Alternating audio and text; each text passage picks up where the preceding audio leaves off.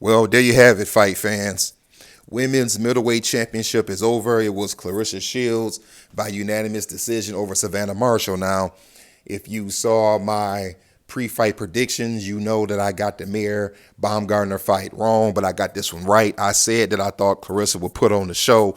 In my opinion, she did. They kept saying that the fight was close. I didn't see the fight that close. I thought that Claressa was up 5-1 after 6 rounds. Now, in that second half of the fight, I did think that Savannah turned it on. I thought that she started to close the distance and she did some good work, but I still had Claressa winning the fight like 7-3. Let's start with some pros and the cons. The first pro is for us fight fans. If you are a fan of boxing, particularly women's boxing, this was a good card. The co-main event didn't have as much action as we had hoped, but the main event made up for it. Let's get to the fighters. Let me start with Savannah. The pros would be, I like the fact that she stuck with her herky-jerky style, standing tall, moving her shoulders, moving her head, giving Claressa good angles to try to not hit her. I also like the fact that Savannah was still trying to land that quick left hook. As far as the cons go, I felt that Savannah did not do enough body work. To be honest, I didn't see Savannah land a body shot until that 7th round, which is one of the rounds that I gave Savannah. I thought that she should have done more body work, and I thought that she should have been just a little bit more active. And by active, what I mean is active with her feet. She should have maybe taken a step back when Claressa was crowding her to take her punches away. As for Claressa Shields, the pros would be, I like the fact that she kind of stood flat-footed in this fight. You could tell that her game plan was not to be on her bike, not to be on her feet, but to stand in front of Savannah and to get close to her, kind of like Usyk did with Joshua. When you're fighting a strong punching fighter, you want to be as close as you can to take away their punching power. I thought that Claressa did a great job of rolling with the punches, rolling her shoulders, keeping her gloves up to block the shots, rolling with the punches and good counters. And I love the body work. The cons I have for Claressa is in rounds 7, 8, and 9, I thought that she didn't do a good job keeping the distance that she needed.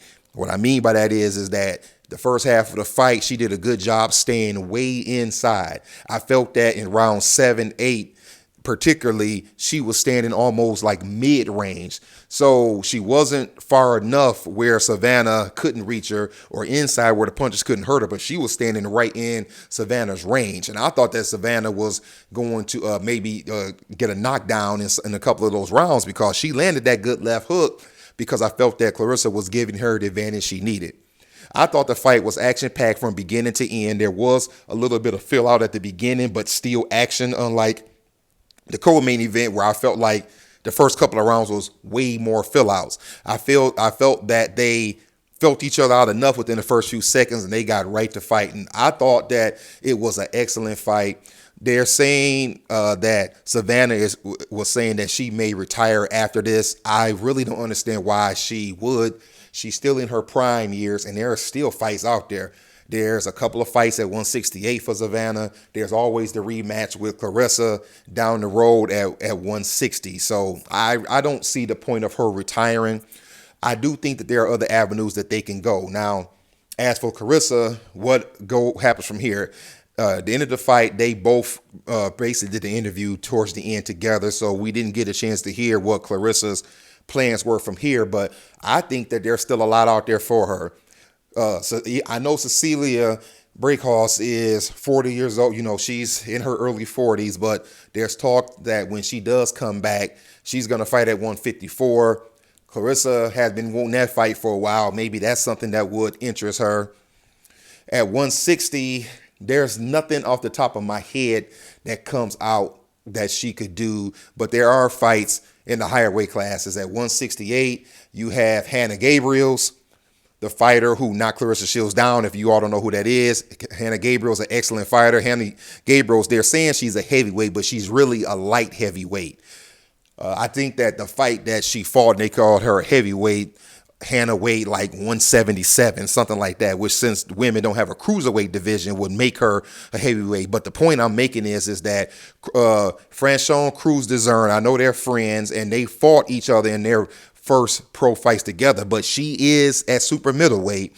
So there could be some business there for Claressa. Not to mention her old nemesis, Christina Hammer, is at 168. I know Christina has been very quiet lately, but she's there. And like I said, Hannah Gabriel's at 175. So that's 4 or 5 fights right there that Claressa could fight. I know she's stepping her foot into mixed martial arts, but I can't see her giving up boxing for good, at least not anytime soon. She's only, 26? She's 26 or 27, somewhere around there.